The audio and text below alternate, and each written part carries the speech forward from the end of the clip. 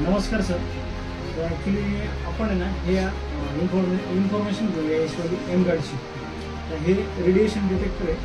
तर याला ऑन करतो आहे मी. जसं ऑन केलं याच्यामध्ये रेडिएशन्स बघू शकता आपण.